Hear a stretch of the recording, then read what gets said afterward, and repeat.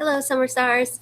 We're getting close to the end of this book, so we're going to continue reading The One and Only Bob, and we are on page 257. Evacuate now?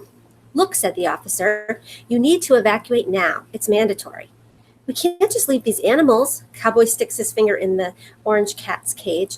The cat rubs against it, purring like his life depends on it, which it maybe kind of does. Picture. The officer sighs. You don't have a choice. We can't just leave them, says Boots, and I have to applaud her enthusiasm, even as I wonder why she'd risk her life for us. There is no explaining humans. Just got word the bridge over Big Fork Creek collapsed, the officer says. You guys gotta move. Boots snaps her fingers. Wait, you have a cop car, right? Yes, I have a vehicle, ma'am, says the officer. But the way the roads are looking, probably not for long. Okay, says Boots, so we evacuate. We evacuate every last dog and cat and gerbil we can get in your car. The officer purses his lips. And take them where exactly? Shelter at the high school. That's where we've been sending people. They're not really set up for it, but once we started flooding and the elementary school stopped taking pets, they agreed to do what they can. The officer grumbles, considers, and goes for it. The three humans load cats, dogs, and parakeets and hamsters, one after another, into the police car. Some are in cages, and some, including a couple of unhappy cats, are on a tug-of-war string. Finally, it's our turn. Looks like there are 9 of us left. Car's full, and then some, the officer reports, struggling to shut the shelter's front door against the rising water. We are officially out of room. Cowboy looks at us, his eyes teary. Don't worry, fellas. We'll be back, he sniffles. I promise. You should leave the cages open. At least give them a fighting chance, says Boots, in case, Sure, but they couldn't handle this current. I can barely stand up. Cowboy shakes his head. Look, I'll borrow my brother's bass boat. We'll come right back. Hopefully this water won't get much higher than this. Okay, then. Boots gives a grim nod. Stay calm, friends. Like that's an option. Preparing for the worst. The wind slows for a moment and the room goes silent. We stare at the black pool swallowing the cages below. A chew toy shaped like a pink turtle floats past. It's just us and a whole lot of water. I check out the group. 2 cats, 1 bunny, 6 dogs, including Snickers, Boss, and me. There's nowhere to jump, no tables, no cabinets, no space above the upper cages. And as Cowboy pointed out, the current is probably too strong for us to tackle anyway. Folks, don't give up hope. You heard them, I say. They're coming back for us. No way are they coming back, says a sad-faced beagle mix. Give me a break. You never know, I say. I'm such a lousy liar. Oh, yes, we do, my sister mutters, just loud enough for me to hear, and we share a look. Look, chances are the water won't get too much higher, I say, but just to be on the safe side, pile up anything you have in your cage, bowls, toys, towels. Who died and made you pack leader? Asks a big mutt with a graying snout. Well, it beats howling like babies, I say, and instantly I remember landing in Stretch's domain. Howling like a baby is exactly what I did. I had a dog biscuit this morning bigger than you, says Gray Muzzle. What about me? Someone squeaks. Does the bunny get a vote? Hold on, Thumper, says the orange cat. This clearly is a job for a higher feline intellect. No. A sharp voice rises above the din. Listen to Bob. He's annoying, and his hygiene leaves a lot to be desired, but I've seen him get himself out of all kinds of scrapes. Thanks for the props, Snick, I say, especially the kind words about my odor. The wind groans, and something metallic hits the side of the building. We fall silent again, waiting for more.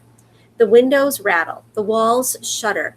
It feels like the building is as scared as the rest of us. So, Snickers says, breaking the gloom. You heard Bob. Start stacking. How about my litter box, says a small white cat with dark green eyes. Would that work? Sure, I say. Use anything. The goal is to get as high as you can. And then what, says a young dachshund. Worst case, we swim for it, I say. That's actually not the worst case, says the bunny. No one asks what is. We already know. A question.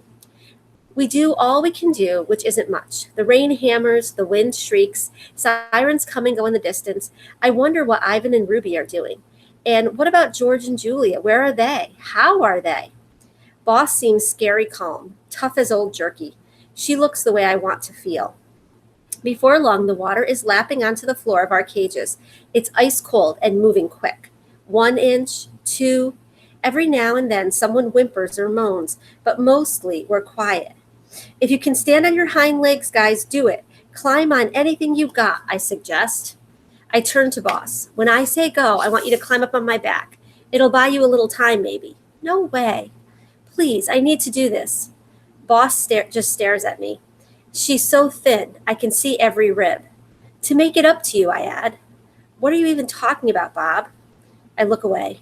I'm sorry, I say, not sure where my words are taking me. I should have saved you, Boss. Saved me? The thing is, I heard you on the highway, and I should have.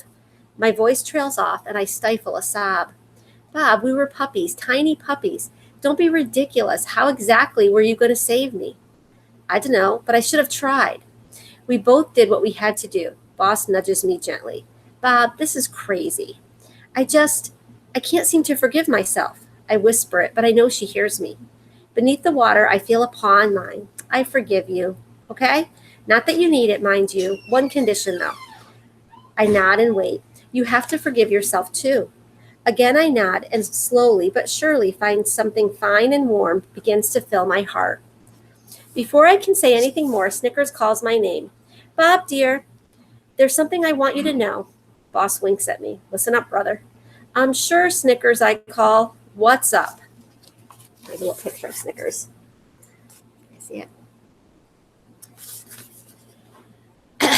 Snickers makes a tiny throat-clearing noise. I've kept this locked inside me all this time, but now, facing the end, I feel the need to unburden myself. Really, Snick, I say quickly, there's no need for that. The thing is, Snicker pauses for dramatic effect. I love you, Bob. I always have. I love the way your cute little tail gets all curled between your legs when you're embarrassed. I love the way you hum to yourself when you chew your kibble. I love the way you drool when you take a nap. I think I'm getting the picture, Snick. Thanks. That's awfully nice of you to say. And Snickers says, Boss can't hide her amusement. Go ahead, Bob, she whispers. What can it hurt? We're all going to die anyway. Bobo? Snickers calls. Yeah, sure. I think you're pretty swell too, Snick. And what is it that you love about me? I close my eyes and take a deep breath.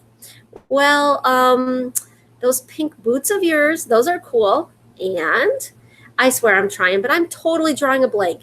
In fairness, the water's up to my belly and my teeth are chattering so loud, I can't hear myself think. And I begin, come on, how hard is it? Yells the bunny, who's perched on a pile of wet Timothy hay. She's a looker, and she's smart, and she's way too good for the likes of you. Try that, Romeo. You're a looker, and you're smart, and you're way too good for the likes of me, I repeat. Snickers lets out a contented sigh. That wasn't so hard, was it? Boss asks. I groan. Sis, you have no idea. An interesting life. An awful noise comes, like a tree trunk splitting in two. While we watch in disbelief, a piece of the roof, the size of a Great Dane, simply vanishes. Rain gushes through the hole in torrents. Boss, I say, it's time. Jump on my back. And that's a good idea, because why exactly? Because maybe you'll get your turn, I say, your chance to have things go your way. I've had an interesting life. I want you to have one too. Bob, at best, you're buying me a couple extra minutes, Boss says. Sis, I'm like 30 seconds older than you. You're not the boss of me. Please? Why? Just because you're a guy? I could take you down in a second with three paws tied behind my back. And if you get out of here and I don't, I continue ignoring her, there's a place I want you to go. Sit on the front porch, wait for the humans who live there. Who are you kidding, Bob? We're both about to die. 3 blocks up, 4 houses down on the left, look for a big oak tree. Guy named Nutwit lives there. Nutwit? She's suppressing a smile. Say it, I command. Fine, whatever. 3 blocks up, 4 houses down, Nutwit. We go back and forth like that, arguing, bantering, trying not to hear the terror of our cage mates, and I think maybe I'm starting to hallucinate a little. I'm starving and freezing, and I kind of feel dizzy, and all the smells and sounds are mingling together, and crazy as it seems, I actually think I catch a whiff of Ivan. Well, that's kind of cool, I think. At least I'll be remembering my best buddy when I die. There are worse ways to go. The water laps at my mouth, foul tasting and frigid.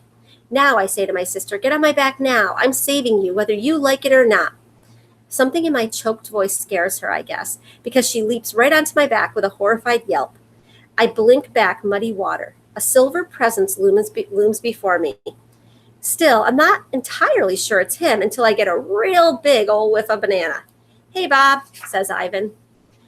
The screeches of terror are ear-splitting, and my poor ears have endured plenty by this point. Folks, I cry, relax, he's here to save us. Monkey, screams the orange cat. Giant monkey! I beg your pardon, says Ivan. The bunny cowers in a corner of her cage. If King Kong is here to eat us, I'd rather drown. Sea serpent, screams the beagle. An arched gray trunk slides past. Ruby, I exclaim. She's tall enough to keep her head above the water. Ivan, Ruby, Snickers calls in a delighted voice. Over here, dears, long time no see. Hey, Snickers, Ruby says. Snickers wags her drenched tail puff. My, how you've grown, sweetie. Excuse me, says Gray Muzzle, but maybe the happy reunion could wait till we're not underwater? Ivan taps his chin. He's always slow, always deliberate. I like that about that guy. Except when I'm about to drown. We need to get you all to higher ground, he says at last, but the current's tough to fight, even for Ruby and me. There's always the roof, I say, but it's damaged.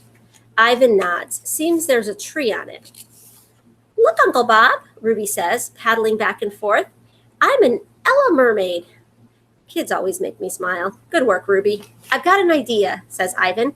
It'll take multiple trips, so I'm going to start with the smallest creatures and work from there. My sister gazes down at me from her perch on my back. You actually know this ape? He's my best pal, Ivan, and I go way back. A long pause follows. Bob, Boss finally says, you weren't kidding. You really have had an interesting life. One thing about being a silverback, that strength of 8 men can really come in handy. Ivan starts with the bunny and the dachshund, one in each arm, along with the 2 cats perched on his shoulder and head. One more trip, this time with the beagle and Snickers, and then Boss and me are on our way. Ruby holds tight to Gray Muzzle's collar, and he manages to paddle alongside her, using Ruby as a ballast. Of them getting saved.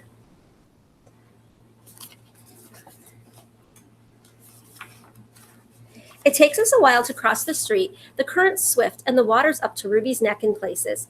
Ivan, I ask, as we approach the other side, did they find George and Julia? They're okay, a little banged up, but fine. They made it safely to a keeper's shed. Tree fell and blocked the door. I choke back a sob of relief. George was out looking for you when Ruby and I left. How did you find me? Ruby saw which way you were running, says Ivan, and don't forget that gorillas and elephants have great noses, Bob. Maybe not dog level, but not bad. We followed your stink, Uncle Bob, Ruby exclaims. When we reach the far side, I see where Ivan has deposited our fellow inmates, the parking lot of a donut shop. The lights inside are off, like everything else, but I glimpse a few flickering candles and people are milling about. Come on, everybody, Ivan calls. Let's get you inside. I'm hoping these folks won't mind a bit of company. As we gather at the entrance, Boss pauses. I'm going to head out, she says, avoiding my gaze. What? I demand. I just found you. You can't leave now. She hesitates. The puppy. Thought maybe I'd check. I mean, I know he's probably gone. She looks at the muddy pavement. It's crazy, I know. Yes, I say firmly, it is crazy. Besides, you're too weak and your paw is injured. My voice grows urgent. Think about it, boss. What are the odds he stayed in the car and waited for you? Who knows where he is by now? Yes. She looks defeated. I suppose you're right.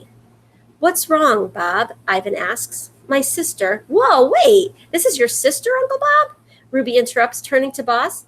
Then that means you're my aunt. Boss has a puppy, I explain, stuck in a car near the bridge. I point with my nose. Ivan doesn't know his way around town the way I do. That way, not far. She wants to try to find him, but, well, he's probably long gone by now. I know my words are harsh, but I'm trying to protect Boss. No way that puppy is still alive. Ivan strokes his chin. Why don't we get everyone settled inside, he suggests. Then we can figure this out. Never mind, Boss says. Bob's right. It's nuts. Way too dangerous and probably too late anyway. She takes a deep breath. He's not exactly the first pup I've lost. You'd think I'd be used to this by now, wouldn't you? I don't know what to say. I want to make her pain go away, but what can I do? I'm no bigger than boss is, and certainly no smarter, and I've got my own problems. My busted nose, my aching foot, my angry stomach. Look out for numero uno. That's my motto for a reason. It kept me alive this long. Some fool blurts, I'll go find him. And apparently it's me. We'll go, Ivan says. Yay, more swimming, Ruby cries.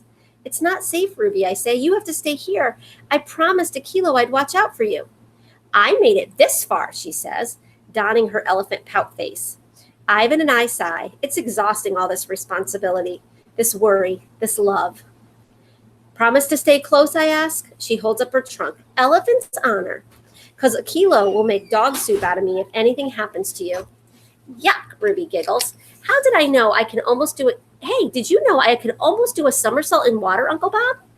Ivan taps politely on the door to the donut shop, but even a polite knock from a gorilla sounds like a visit from a wrecking ball. The door opens a crack. I think 2 or 3 people may have fainted, but we can't wait to stay to find out. I hop onto Ivan's shoulder, and the 3 of us head off. I glance behind me to see Boss standing on the pavement watching us. In the darkness and rain, I can't read her eyes, but I'd like to think there's hope in them. All right, tomorrow I think we may finish this story and find out if they can save Boss's puppy.